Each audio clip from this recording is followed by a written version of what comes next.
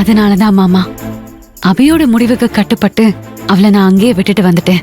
ஆனா ஒண்ணு மட்டும் கன்ஃபார்ம் மாமா, இதுக்கப்புறமும் அபி கிட்ட கதிர் ஏதாவது பிரச்சனை பண்ணான்னு வைங்க, சும்மா விட மாட்டேன். அதுக்கப்புறம் அபி அங்க விட்டும் வச்சிருக்க மாட்டேன்.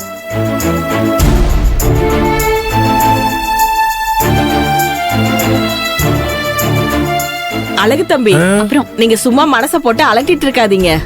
ஈஸ்வரி யூனிஃபார்ம் மட்டும் போடட்டும். அதுக்கப்புறம் கிரிஜாவையும் அந்த கதிர் பையிலையும் புடிச்சு உள்ள போட சொல்ற. ஈஸ்வரி முடியாது மாட்டேன்னு ஏதாவது சொன்னான்னு வைங்க, இந்த அத்தைக்காரிக்காக இந்த ஒன்ன மட்டும் பண்ணுன்னு சொல்லி கட் அண்ட் ரைட்டா கராரா கண்டிஷனா சொல்லிடுறேன். அதனால நீங்க இந்த கவலை விடுங்க, நான் பாத்துக்கிறேன் எல்லாத்தையும். அப்படியா சொல்றீங்க? அப்படிதான் எனக்கு ஒரு பிரச்சனையுமே கிடையாது. எல்லாத்தையும் நீங்களே சித்தி ஈசு சித்தப்பா கூட நின்று நம்மளதான் முறைச்சுக்கிட்டு இருக்கா. நம்ம இப்ப பேசினது கேட்டு இருந்தானா என்னை உருட்டிடுவா. சித்தி நீங்க நினைக்கிற மாதிரி ஒண்ணும் இல்ல. ஈசு ஒரு விஷயம் பேசுனா அதுல ஒரு நியாயம் இருக்கும், அதுல ஒரு தர்மம் இருக்கும். இங்க பாருங்க, நீங்களா அவசரப்பட்டு ஏதாவது பண்ணிக்கிட்டு இருக்காதீங்க.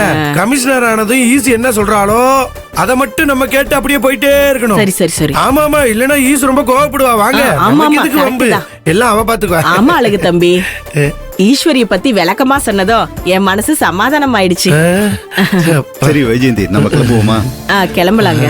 சம்மதி மட்டும் சொல்லிட்டீங்களா? அவங்க கிட்ட சொல்லிட்டு தாங்க வந்தேன். சரி ஈஸ்வரி, நாங்க கிளம்புறோம்மா. சரிங்க மாமா. தம்பி வரோம்.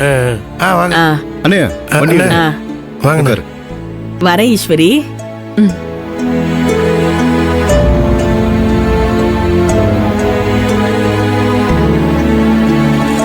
வர ஈஸ்வரி, வர அழகு தம்பி. வாங்க.